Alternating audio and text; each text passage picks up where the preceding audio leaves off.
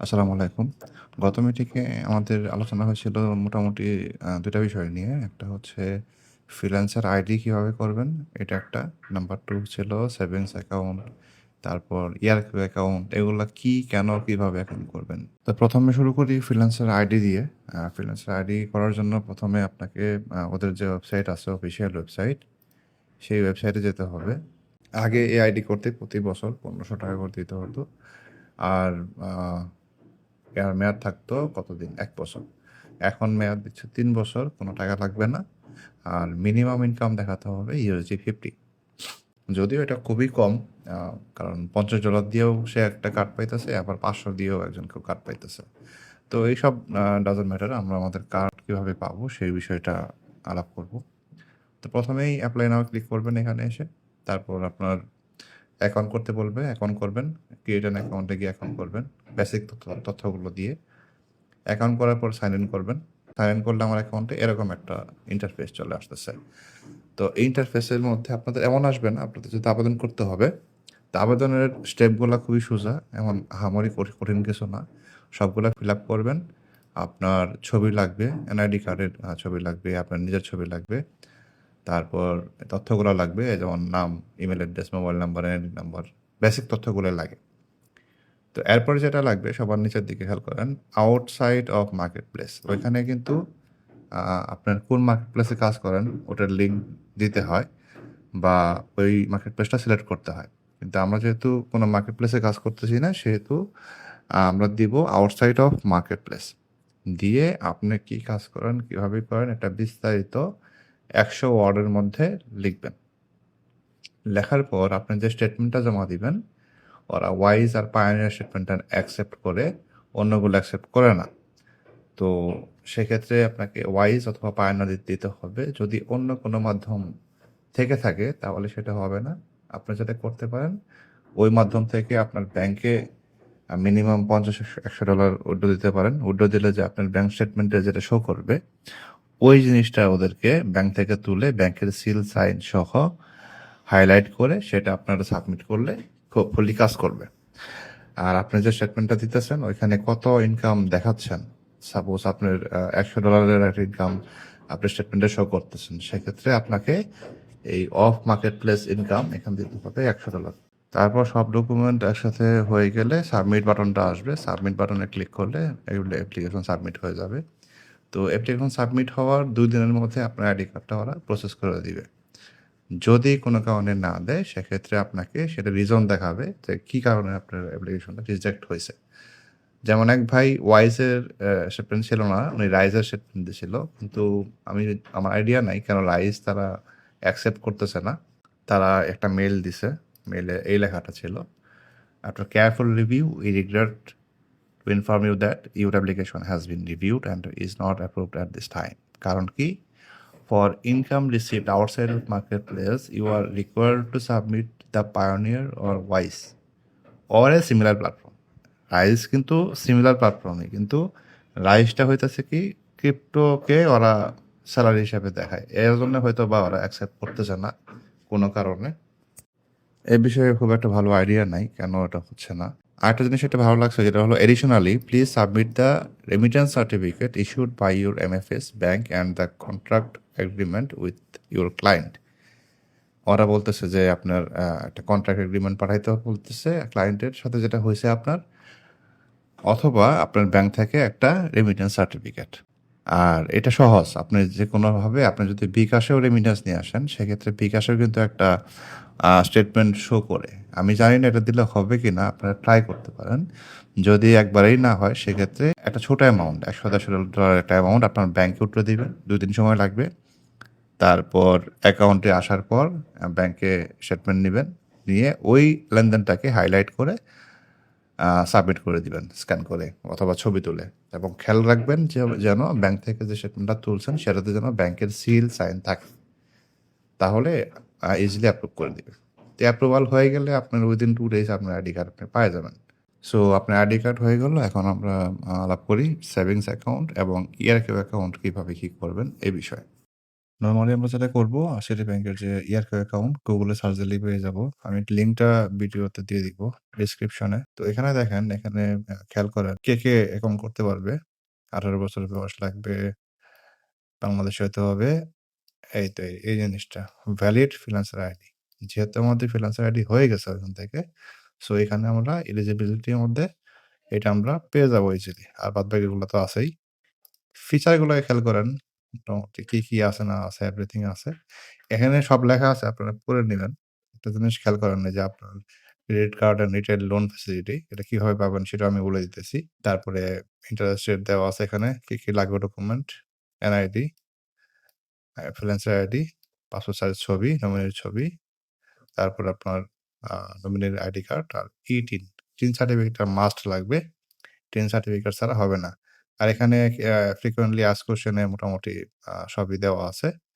এখন এই জিনিসটাতে এই অ্যাকাউন্টটাতে ২ টা পার্ট থাকবে। একটা হলো সেভিংস অ্যাকাউন্ট, আরেকটা হলো ইয়ারকো অ্যাকাউন্ট। এখন সেভিংস অ্যাকাউন্টে আপনার যে টাকা থাকবে সেটা হলো বিডিটি তে। আর ইয়ারকো অ্যাকাউন্টে যেটা থাকবে সেটা হবে ইউএসডি তে। তার মানে আপনি যদি উইথড্র দেন রাইজ থেকে বা ওয়াইজ থেকে, তাহলে এই অ্যাকাউন্টে সরাসরি বিডিটি হবে না। সরাসরি ইউএসডি ব্যালেন্স হিসেবে থাকবে। এবং যদি আপনাকে সেই ইউএসডি ব্যালেন্সকে বিডিটি করতে হয়, তাহলে আপনাকে ব্যাংকে গিয়ে ফিজিক্যালি গিয়ে রিকোয়েস্ট করতে হবে। তারপরে তারা ওই দিনের কনভার্সন রেট অনুসারে আপনার ব্যালেন্সটা বিডিটি করে দিবে।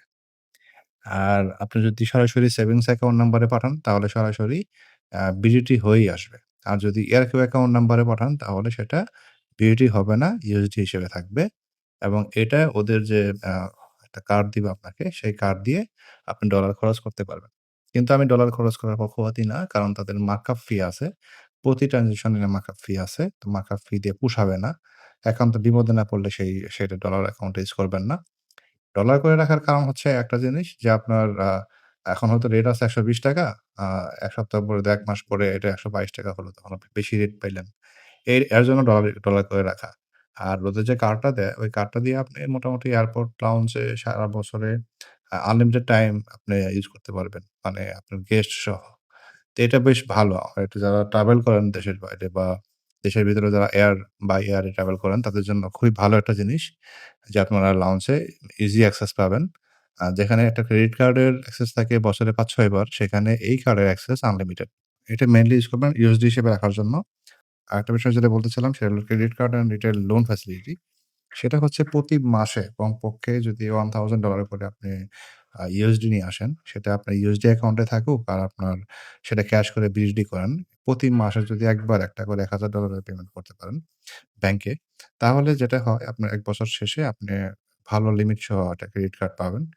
মোটামুটি ৩ লাখ, 2 লাখ পেয়ে যাবেন লিমিট সহ ক্রেডিট কার্ড, অথবা আপ টু 20 লাখ পর্যন্ত লোন নিতে পারবেন। কিন্তু শর্ত হচ্ছে একটাই, আপনাকে প্রতি মাসে একবার করে হলেও অ্যা লেনদেন করতে হবে। আপনি ধরেন প্রপ ফার্ম থেকে ইনকাম যেটা করলেন, সেখান থেকে আপনি প্রতি মাসে আ ক্যাশ করলেন ৳১,০০০ করে। উইথড্র পাইছেন $৫,০০০ এর, সেটা ৫ মাসে আস্তে তুলেন। তুললে সেটা আপনার একটা হিস্টোরিও গ্রো হয়ে গেল। আর আপনার ব্যাংকের সাথে একটা কি বলে? সম্পর্কও ভালো হলো। আর ব্যাংক যখন দেখে আপনার ইয়ারকো অ্যাকাউন্ট আছে এবং ইয়ারকো অ্যাকাউন্টে ডলার আছে, সেক্ষেত্রে আপনার ব্যাংকিং ফ্যাসিলিটিস গুলা অনেক সুন্দর পাবেন, খুব স্মুথ পাবেন। আরেকটা জিনিস বলে দেই, সেটা হচ্ছে ইয়ারকো অ্যাকাউন্ট করার জন্য সব ব্রাঞ্চে হবে না।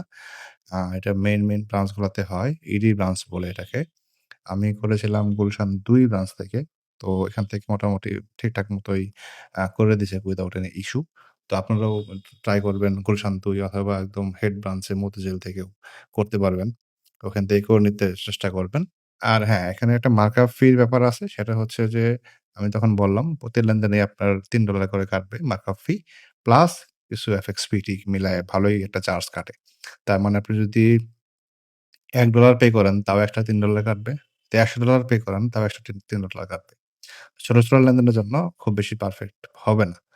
আর ১ টা ২ টা লেনদেন করলেই বুঝতে পারবেন। আমি শুরুতে যখন বুঝতে পারছি যে চার্জ অনেক বেশি কাটতেছে, সেক্ষেত্রে আমি এটা ইউজ করা অফ করে দিছি। জাস্ট কিছু ডলার রেখে দিছি।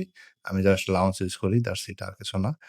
আর মোটামুটি অ্যা কার্ডে যদি নিয়ে আসি, কার্ড থেকে আমি ক্যাশ করে ফেলি বিডিটিতে। ওটা প্রতি মাসে একটা করে লেনদেন আমি রাখি এট লিস্ট। ওরা আসলে আপনাকে এসব এত কিছু বলে না। আমি ইউজ করতে গিয়ে বুঝছি। ওরা তো আমাকে বলছিল যে, "কোনো এক্সট্রা ফি নাই। আপনি ডলার আপনি খরচ করবেন। কোনো রকম ঝামেলা নাই।"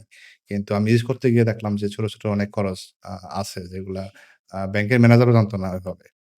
মানে এই অ্যাকাউন্টটা কিন্তু সবাই ইয়া করে না, সবাই করতে চায় না। তো হাতে গোনা কিছু মানুষ যারা ফ্রিল্যান্সিং করে এবং ইয়াকো অ্যাকাউন্ট ইউজ করতে চায় তারাই শুধুমাত্র করে।